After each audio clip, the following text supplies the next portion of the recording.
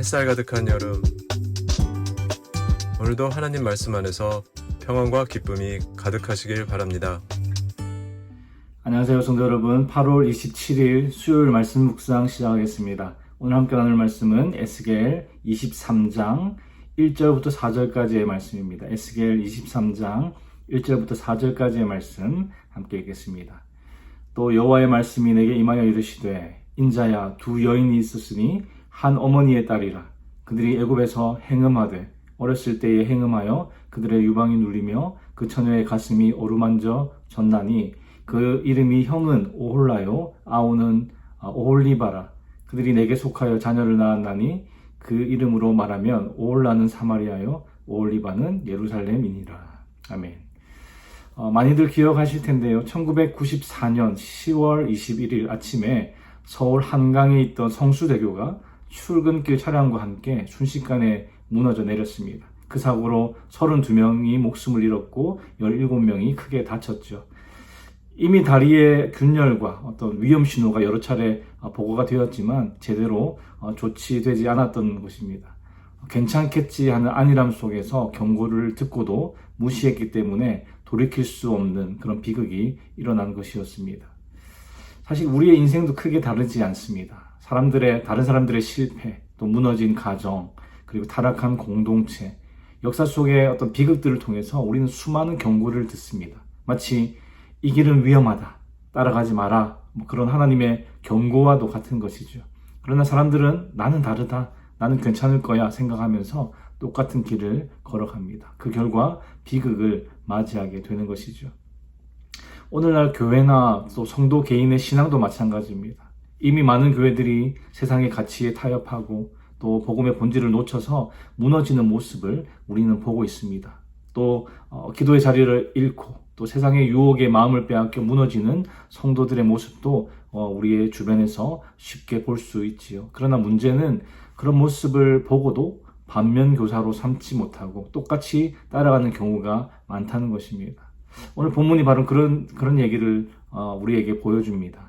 에스겔 23장은요, 두 자매의 비유로 시작합니다. 4절을 다시 한번 함께 읽어보겠습니다. 4절입니다. 그 이름이 형은 오홀라요, 아우는 오홀리바라. 그들이 내게 속하여 자녀를 낳았나니 그 이름으로 말하면 오홀라는 사마리아요, 오홀리바는 예루살렘이니라. 2절에 보니까 두 여인이 있었는데 그들은 한 어머니의 딸이라고 설명하고 있습니다. 언니의 이름은 오홀라, 사마리아죠. 즉 북이스라엘을 상징하고, 동생은 오홀리바, 예루살렘, 즉 남유다를 상징합니다. 북이스라엘과 남유다가 한 나라에서 갈라졌기 때문에 한 어머니의 딸인 자매로 비유되고 있는 것이죠. 그런데 3절 말씀을 보면 이 두 자매가 어렸을 때부터, 그러니까 애굽에 있을 때부터 이미 행음했다라고 말씀합니다. 성경은 우상 숭배를 자주 행음이나 간음으로 표현하지요.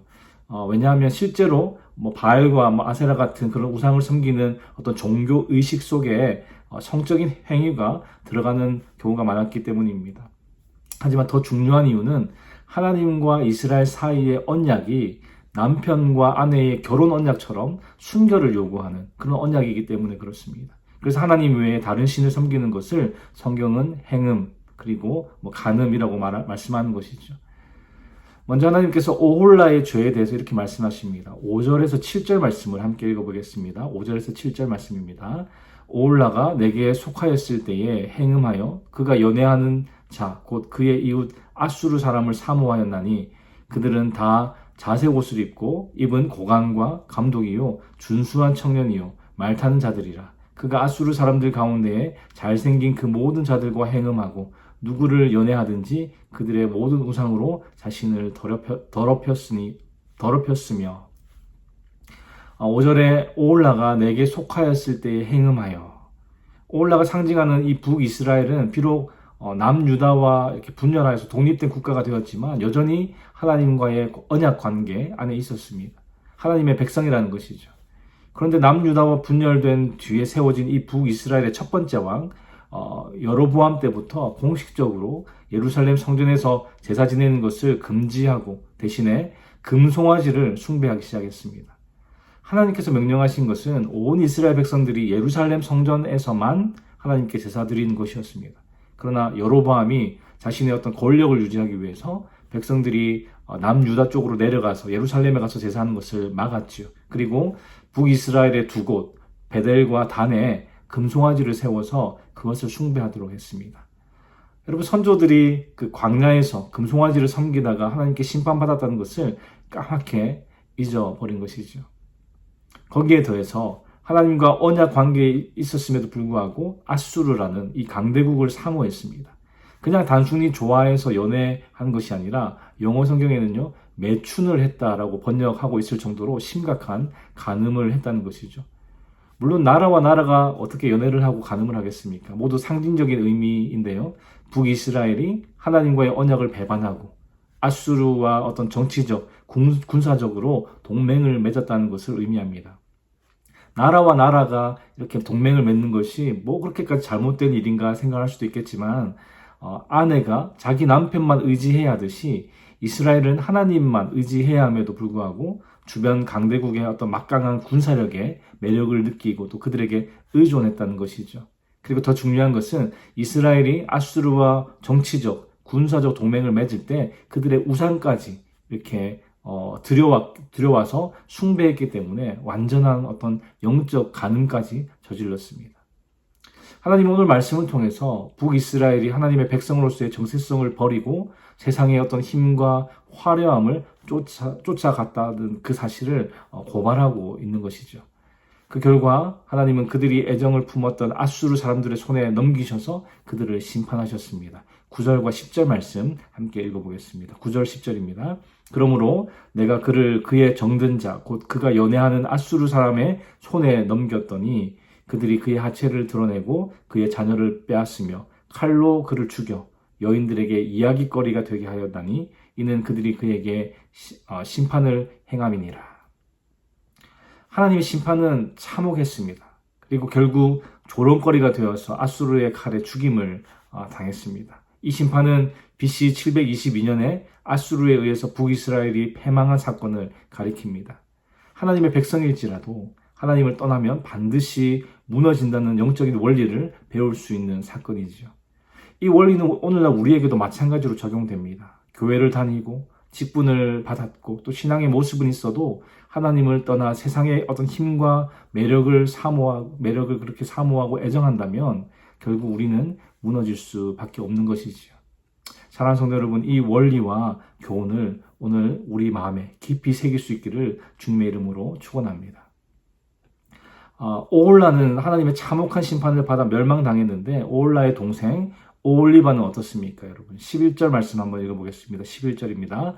그 아우 오홀리바가 이것을 보고도 그의 형보다 음욕을 더하며 그의 형의 간음함보다 그 간음이 더 심함으로 그의 형보다 더 부패하여 졌느니라.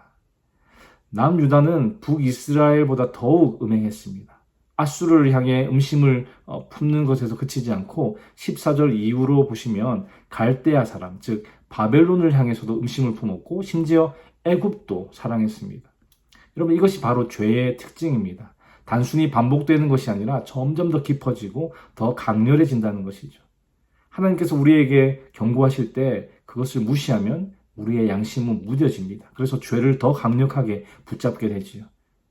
속으로 이번 한 번만 하다가 무너집니다. 죄는 한 번만이 없습니다, 여러분. 오늘 작은 죄를 용인하면 내일 더 큰 죄로 나아가기 때문입니다. 오홀리바의 타락이 바로 그 전형적인 모습이죠. 결국 북이스라엘은 아수르에 의해서 그리고 남유다는 바벨론에 의해서 멸망당했습니다. 하나님의 백성이지만 하나님을 떠났기 때문에 심판을 피할 수 없었습니다. 성도 여러분, 오늘 말씀의 결론은 분명합니다. 11절 말씀에 그 아우 오홀리바가 이것을 보고도 그의 형보다 음욕을 더하며 그의 형의 간음함보다 그 간음이 더 심함으로 그의 형보다 더 부패하여 졌느니라.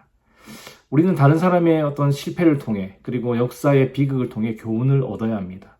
예를 들어 어떤 가정이 무너지는 모습을 볼 때 우리 가정은 말씀 위에 세워져야 한다는 교훈을 얻어야 하는 것이고, 교회가 타락하는 것을 볼 때 우리 교회는 더욱 주님 앞에 거룩해야 한다는 그런 교훈을 얻어야 하는 것이죠. 세상이 무너지는 것을 보면서 우리는 세상 세상과 같아지지 않고 하나님께 속해야 한다는 그런 교훈을 얻어야 하는 것입니다. 그러나 오올리바는 그것을 놓쳤습니다. 사랑하는 성도 여러분, 세 가지만 기억하시면 좋겠습니다. 첫 번째는 하나님의 경고를 가볍게 여기지 말고 작은 경고일 때 돌이켜야 한다는 것입니다. 그리고 두 번째는 다른 사람의 실패에서 배워야 합니다. 역사의 교훈이나 하나님께서 또 주변 사람들을 통해 보여주시는 그런 교훈을 놓치면 안 된다는 것이죠. 그리고 세 번째는 예수 그리스도를 붙들어야 합니다. 히브리서 12장 2절 말씀에 믿음의 주요 또 온전케 하시는 이인 예수를 바라보자 라고 했습니다. 우리의 힘으로는 같은 실수를 반복할 수밖에 없지요. 그러나 우리 예수님은 십자가를 통해서 우리를 죄에서 끊으시고 성령을 통해서 새로운 삶을 살게 하십니다. 무너진 다리를 보고도 그 다리를 건너려고 한다면 그것만큼 어리석은 짓은 없을 겁니다. 그러나 오홀리바는 오홀라가 무너지는 것을 보고도 깨닫지 못했습니다. 여러분, 우리는 다르게 살아야겠지요. 오늘 하루 하나님의 경고를 귀담아 들으시기 바랍니다. 다른 사람들의 실패에서 배우시기 바랍니다. 그리고 무엇보다 예수 그리스도의 은혜를 붙드시기 바랍니다. 그리하여 오올리바의 길이 아니라 생명의 길, 은혜의 길을 걸어가는 저와 여러분들의 삶이 되기를 주님의 이름으로 축원합니다. 기도하겠습니다. 하나님 아버지, 오늘도 말씀을 통해 우리에게 교훈 주시니 감사합니다. 주님, 오홀라의 실패를 보고서도 깨닫지 못했던 오홀리바의 어리석음을 우리가 반복하지 않기를 원합니다. 주님의 작은 경고에도 귀를 기울이고 즉시 돌이키는 겸손한 믿음을 허락하여 주시고 다른 이들의 실패와 또 역사의 비극 속에서도 교훈을 얻을 수 있는 지혜를 허락하여 주시옵소서. 세상의 힘과 유혹을 따라가지 않고 오직 주님만 바라보기를 원합니다. 무엇보다 십자가의 은혜로 우리를 붙들어 주시는 그 예수 그리스도를 의지하며 성령의 능력 안에서 거룩하고 또 순결한 길을 걸어갈 수 있도록 인도하여 주시옵소서. 주님, 오늘도 주께서 주시는 힘과 은혜로 살아가기 원합니다. 주의 도우심으로 승리하는 하루 되게 하여 주시옵소서. 감사를 드리며 예수 그리스도의 이름으로 기도합니다. 아멘. 수요일 기도 제목으로 함께 기도하겠습니다. 교육부 및 청년 등 다음 세대 사역을 위해 기도하실 때에 영아부, 유아부, 초등부, 청소년부가 교회학교를 통해 복음을 만날 수 있도록 대학부, 청년부, EM 사역을 통하여서 우리 다음 세대가 신앙적 가치관을 확립하도록 기도해 주시기 바랍니다. 구역장님들과 새가족들을 위해 기도하실 때에 우리 구역장님들 한 분 한 분이 섬김을 통해서 각 개인이 은혜와 복을 누리도록 새가족들이 잘 정착하여 믿음의 뿌리를 견고하게 내리도록 기도해 주시기 바랍니다. 선교사님을 위해 기도하실 때에는 네팔의 윤성철 선교사님, 터키의 하상욱 선교사님, 일본의 문일배 선교사님, 페루의 윤애경 선교사님, 그들의 선교사역을 통하여서 많은 영혼들이 복음을 듣고 주께 돌아올 수 있도록 함께 기도해 주시기 바랍니다.